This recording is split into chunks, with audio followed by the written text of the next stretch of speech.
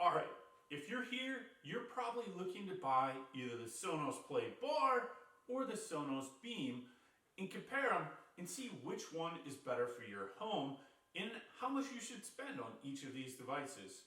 So, I'm James from the 1 Hour Smart Home. Check us out at onehoursmarthome.com. Listen to our podcast, view our videos. We're going to give you a rundown of these two speakers. The biggest difference between these two speakers is obviously size. The Playbar is a little bit bigger. It has a couple extra speakers in it versus the Sonos Beam.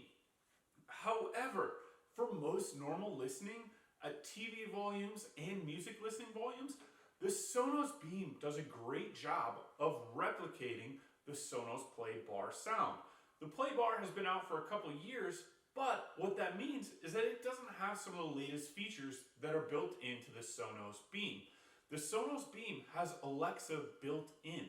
It also has an HDMI port, whereas the Sonos Playbar only has an optical output for connecting to your TV.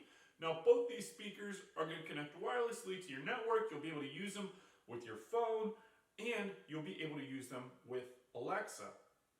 However, this has Alexa built in.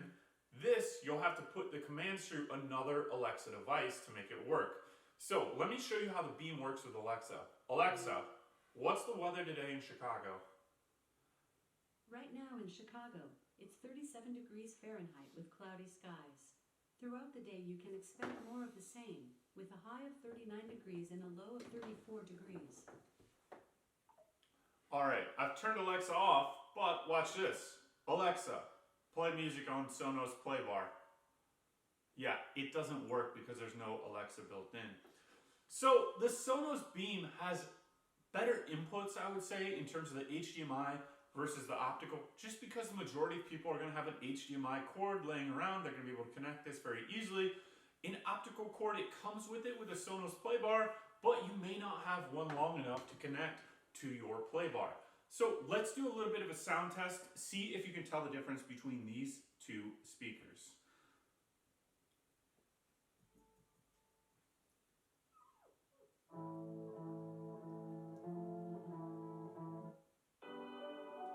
Alright, so I've got both of them on right now.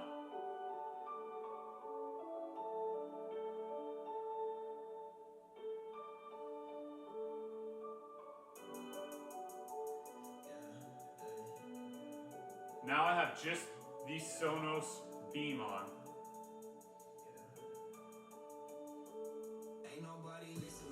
Now I have both of them on. Now I have just the Sonos Playbar on.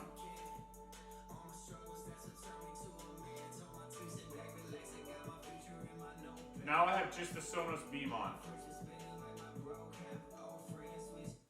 So you can see the comparison in the sound quality there. This is going to have lower bass than the Beam. However, if you are spending the extra couple $100, I would actually recommend getting the Beam, and then you could add on two Sonos Play 1s or two Sonos 1s, the smaller speakers, to create a surround sound environment. And that's probably going to give you overall better sound in a room than just the Playbar. Now, if you're a serious audio lover, the Playbar is obviously the way to go. It's got more speakers, but for most people listening at normal ranges, I don't think you're going to notice the difference between the Beam and the Playbar. I personally am going to stick with the Beam in my house just because I like this smaller format. I like Alexa built in, and I like the HDMI cord that goes to the TV.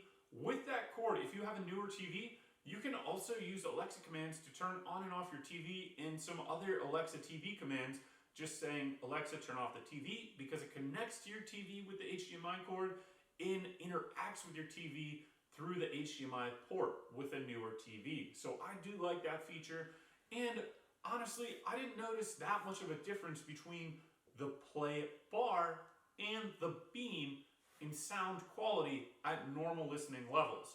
Yes, if you turn this up loud enough to annoy your neighbors, you will notice a difference in the bass.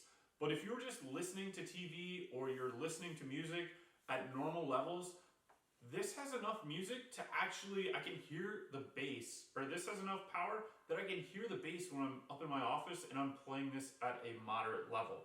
Obviously, I can do the same thing with this as well. So thank you for watching. Go ahead and look at some of our other videos on smart home technology. We want to help you learn how to automate your home, make the right decision on what products to buy, give you the information that we have. Check us out, onehoursmarthome.com. We also have a podcast available on iTunes, onehoursmarthome.com podcast. Thank you very much, and we'll see you next time.